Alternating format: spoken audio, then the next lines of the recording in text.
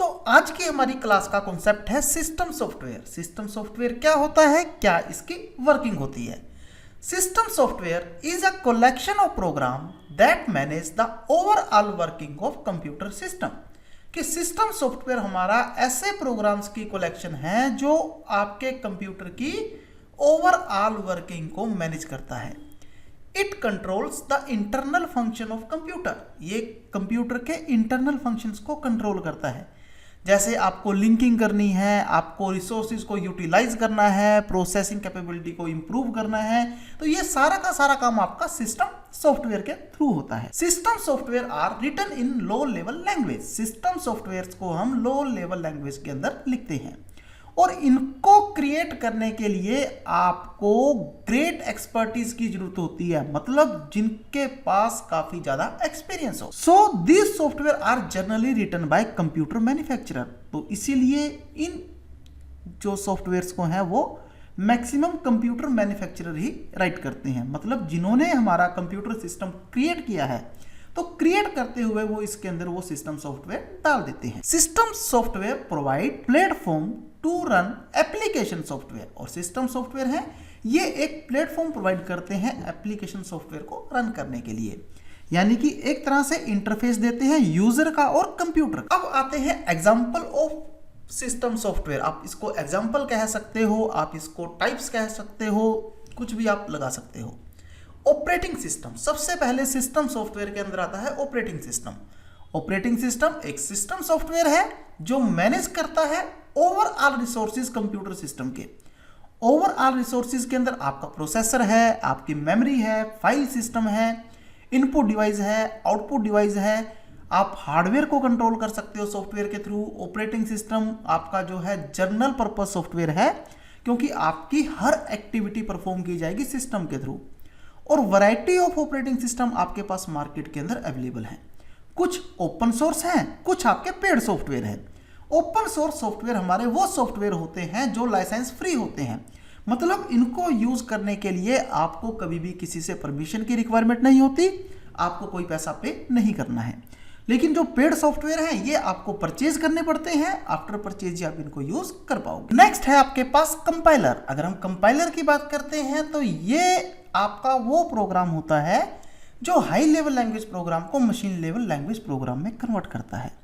ये हर तरह के लिमिट्स को चेक करता है, रेंजेस को चेक करता है, एरर्स को चेक करता है। लेकिन जो इसका प्रोग्राम एग्जीक्यूशन टाइम है वो काफ़ी ज़्यादा है और आपके पास मेमोरी का मैक्सिमम पार्ट ये कंज्यूम कर लेता है, तो इसकी स्पीड थोड़ी स्लो होती है और मेमोरी यूटिलाइजेशन आपकी जो है वो ज़्यादा होती है। अब कंपाइलर का मेन पर्पज़ क्या है कि जब आप पूरे प्रोग्राम को राइट कर लेते हो तो उसको राइट करने के बाद आप लास्ट में जाके पूरे प्रोग्राम को एक साथ कंपाइल कर सकते हो। जितने भी एरर हैं आपको लास्ट में ही शो करता है। नेक्स्ट है इंटरप्रेटर। अगर हम इंटरप्रेटर की बात करते हैं आपको डेफिनेशन से ही क्लियर हो जाएगा। An interpreter is a program which translate one statement of high level language into machine code and execute it. कि इंटरप्रेटर क्या है, आपका वो प्रोग्राम है जो एक स्टेटमेंट को हाई लेवल लैंग्वेज की प्रोग्राम को मशीन कोड में कन्वर्ट करता है और उसको एग्जीक्यूट करता है एक टाइम पर एक लाइन।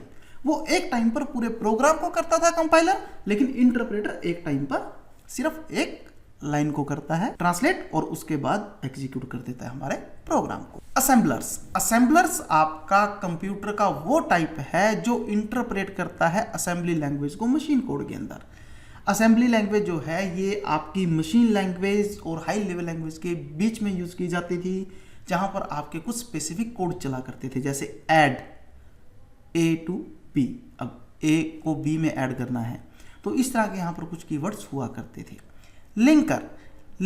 लिंकर के नाम से पता लग रहा है कि जहां पर हमें दो ऑब्जेक्ट्स को एक साथ लिंक करना है, लेकिन जब हम सिस्टम सॉफ्टवेयर की बात कर रहे हैं तो यहाँ पर जो लिंकर है ये हमारे वो कंप्यूटर प्रोग्राम है जो आपकी एक या एक से ज़्यादा ऑब्जेक्ट फाइल को कंपाइलर से जनरेट करवाते थे और उनको कंबाइन कर देते थे एक फाइल के अंदर। वैसे ही अगला टॉपिक हमारा आता है लोडर्स के बारे में। तो लोडर्स हमारा लाइब्रेरी प्रोग्राम को लोड करता है जब भी हमें उसकी रिक्वायरमेंट होती है स्टार्टअप फेज पे किसी भी प्रोग्राम के।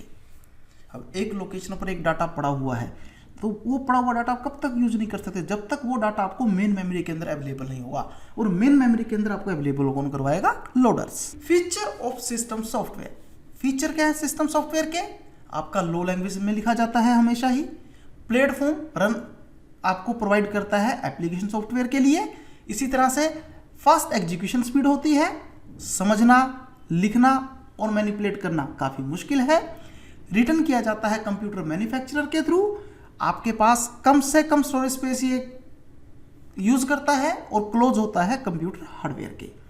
फिर डिजाइन किया जाता है सिस्टम की रिक्वायरमेंट के ऊपर बेस्ड और आपके कंप्यूटर के इंटरनल फंक्शन के काफ़ी क्लोजेस्ट होता है।